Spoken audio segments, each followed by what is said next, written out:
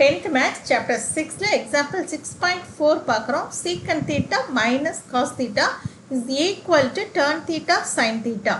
இப்போ நம்ம LHS எடுத்துக்கிட்டு RHS கொண்டு வர போகிறோம். அப்போ நமக்கு வரக்கூடிய ஆன்சர் என்னவா இருக்கணும்? tan theta into sin theta நமக்கு கிடைக்கணும். இப்போ LHS எடுத்துக்கிறோம். Secant theta minus cos theta. இந்த secant thetaவை நம்ம எப்படி எழுதலாம் அப்படின்னா 1 divided by cos theta எழுதலாம். minus cos theta.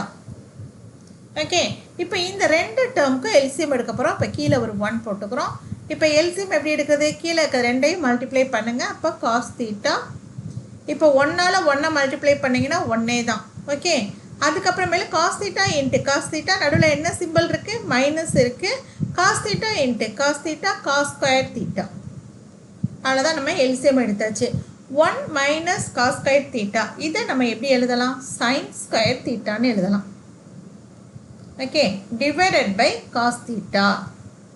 இந்த sin square theta நம்ம எப்படி எழுத போகிறோம்னா sin theta into sin theta ன்னு எழுத போகிறோம். அப்போ sin theta divided by cos theta into sin theta.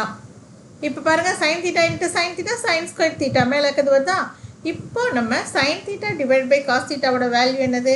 tan theta into sin theta.